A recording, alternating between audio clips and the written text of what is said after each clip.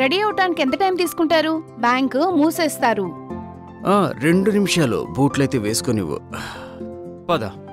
నాన్నా, మీరిద్దరూ ఎక్కడికి వెళ్తున్నారు? బ్యాంకుకి వెళ్తున్నాం. లాకర్ అద్దెకి తీసుకోవాలి. లాకర్? మీరిద్దరూ ఏ నిధిని దాచిపెట్టాలనుకుంటున్నారు? నువ్వు చింతించకు, ఈ ఖజానా యొక్క తాళం చెవి నీదే అవుతుందిలే.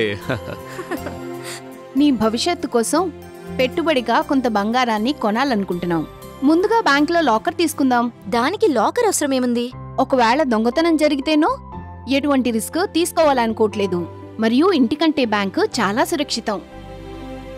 అది బానే ఉంది, కానీ డిజిటల్ యుగంలో మీరు భౌతిక బంగారంపై ఎందుకు ఇన్వెస్ట్ చేస్తున్నారు?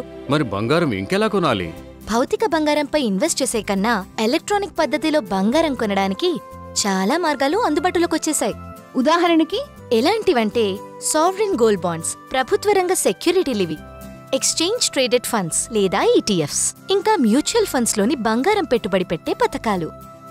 వీటితో పాటు మీరు రెగ్యులేటెడ్ కమోడిటీ ఎక్స్చేంజ్ ద్వారా కూడా బంగారాన్ని కొనొచ్చు.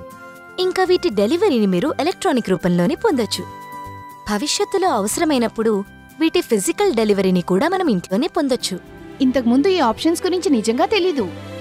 మరి భౌతిక బంగారం బదులు వీటిలో పెట్టుబడి పెడితే ఏమిటి లాభం?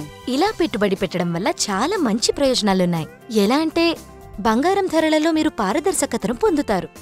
ఇక్కడ బంగారాన్ని మీరు ప్రభుత్వం లేదా రెగ్యులేటెడ్ ఎంటిటీ ద్వారా కొంటున్నారు. బంగారం స్వచ్ఛత హామీ ఇవ్వబడుతుంది మరియు దాన్ని దాచడంలో కూడా ఎటువంటి ప్రమాదం ఉండదు.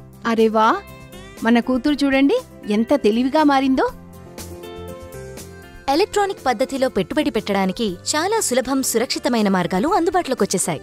మరి తెలివిగా ఉండండి, సరైన మార్గంలో పెట్టుబడి పెట్టండి.